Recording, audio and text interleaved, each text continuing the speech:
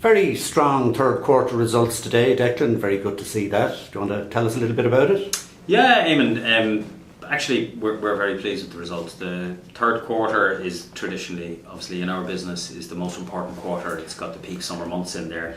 And the result was the best result we've had since the dawn of the economic crisis. So it's probably one of the better results we've had in our entire history. That's fantastic. And it's great news from another standpoint as well, in that you also are talking about expanding further on the North Atlantic.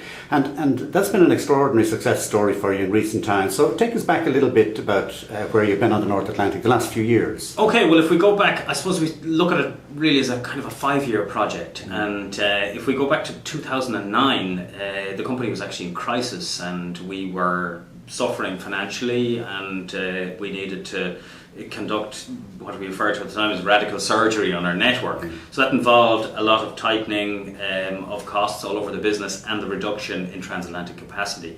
So that was 2009. Since then, we have deployed a much different strategy. We have been very much about building connections and building a connecting hub at Dublin. And that is something that you can't do overnight. You need to structure your schedule around it, and you need to access other markets, and you need to open up distribution channels that you may not have been using in previous years. So it took us a couple of years, but over the past 3 years we have now experienced probably record growth in terms of our transatlantic business. If we look at 2013, we grew by in around 15% in our long haul business.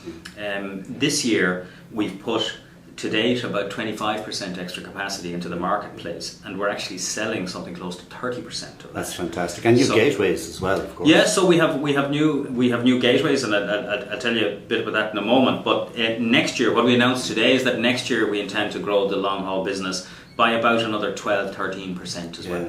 So if you combine that all together in terms of a 3-year period, you're looking at an excess of 40% growth in capacity, which in terms of Northern Europe transatlantic traffic is the equivalent of, industry-wide would be about 12 or 13 years growth. So we have seen massive take-up of the transfer product, and we've seen the resurgence of the inbound industry. As you know, the last couple of years we've started to see the tourism business really deliver, and it's been a very good couple of years, and evidenced in today's results. Fantastic. And you're going back on the Washington route, but you were on that route a few years ago. What essentially has changed that now gives you the confidence to go back on? Well, as I mentioned, 2009 we had a crisis financially within the business, and long haul was where most of the losses were being made, and it was in 2009 that we actually suspended the Washington route.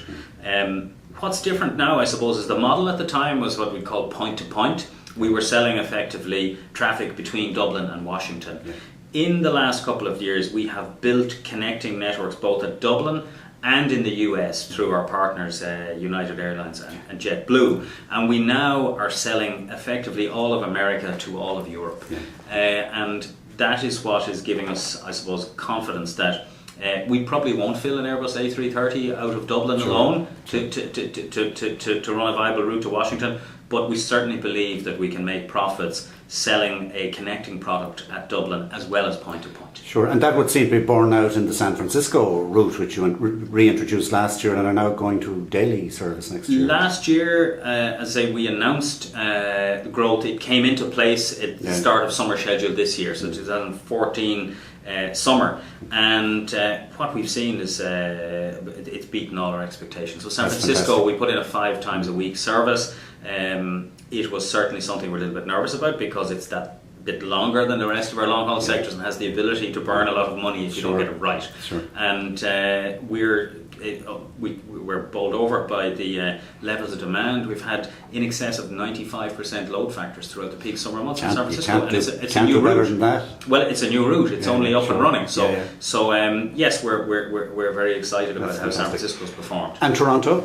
Toronto came in at the same time, or came in a couple of weeks after San Francisco this year, and Toronto is probably not performing to the same level as San Francisco, but that's setting the bar quite high. It is also performing, and Toronto is a market that we're now staying with on a year-round basis, and we're confident we can grow. Terrific. And of course everybody in Ireland benefits from access growth on the Atlantic, because North American visitors stay longer, they spend more, they visit more parts of the country and so on, and particularly of course to the west of Ireland.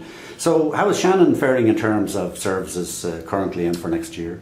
So Shannon, this year we have actually deployed new aircraft into Shannon. So our problem with Shannon in recent years was that we only had one type of long-haul aircraft, effectively, an Airbus A330. It was a very big unit, and certainly during the winter months we didn't feel we could operate that unit without incurring substantial losses. The demand wasn't sufficient.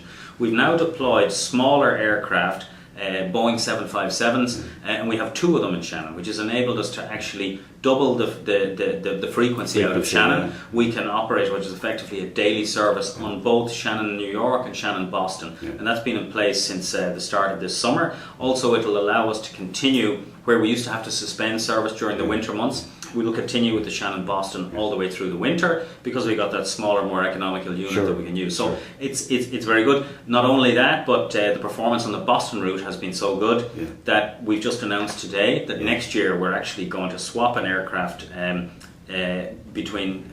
We're going to put a new aircraft into Shannon, which is a Boeing 767. So that'll give us a 20% capacity lift on the Boston route. So there's growth in Shannon, definitely. That's terrific. That's good news for the West. And you mentioned earlier, Declan, that the transit traffic you have been so successful in feeding onto these services from Britain and elsewhere has helped to make what might otherwise have been marginal routes more viable. Can you explain that a little bit to us? Yeah, I think it's interesting, because transfer traffic is often perceived in the local market to be of little economic benefit. People see it as, well, you know, if somebody is going from Bristol to New York and stopping off in Dublin for an hour and a half, they might buy a coffee or they pay some form of an airport fee, but other than that there's no benefit to the economy. The bit that gets forgotten is that transfer traffic actually makes routes viable. So if we're operating a route, for example, between Dublin and San Francisco, and 30% of the customers are actually coming from points in the UK or in Europe, transferring over Dublin, that makes the actual route viable, and therefore we have access and capacity growth that you probably wouldn't otherwise have. And on that basis, what equally goes forgotten is that the short-haul network also benefits. So again, if you're bringing people from Newcastle to Dublin to New York, you are now supporting a Dublin-Newcastle route that perhaps wouldn't be viable otherwise, that perhaps there wouldn't be sufficient point-to-point demand for it. So we have seen this as a source of huge demand growth within our business, and we think it benefits certainly the inbound tourism market, because it means you get all kinds of new routes happening that wouldn't otherwise be there. Terrific. And finally, while it's great to see the expansion, the Irish economy, of course, as well, it's good to see it returning to growth. And but I take it that most of your traffic on the transatlantic routes is US originating. I'm assuming we haven't gone back yet, at least to those weekend shopping trips to Macy's and Filene's basement. Yeah, well, we're obviously very welcome. We'll take anyone on board who wants to pay a decent yield. So we'd be happy to see people heading back to New York for their shopping trips. But no, that's not the profile of the customer currently. We have actually throughout the recession, one thing that actually increased was the amount of people hitting the road and doing business, and so we have seen an increase in business traffic on our Atlantic route, certainly in recent years, whereas the overall economy was suffering. We've seen the same thing on traffic across the Irish Sea. So trade with Britain has increased. People have been increasing the amount of exports, so that certainly benefited the business. But the profile of the Atlantic customers varies by time of year. If you look at the peak summer months, we have 70% of our traffic is originating in the US. Great. Well, thank you. Listen, that's all a very good news story. Long may it continue, and it's also good. Another day, maybe we'll talk about your expansion plans for continental Europe, but that really is good news to see the transatlantic services not only growing but expanding. So thank you, Declan. Thank you, Eamon.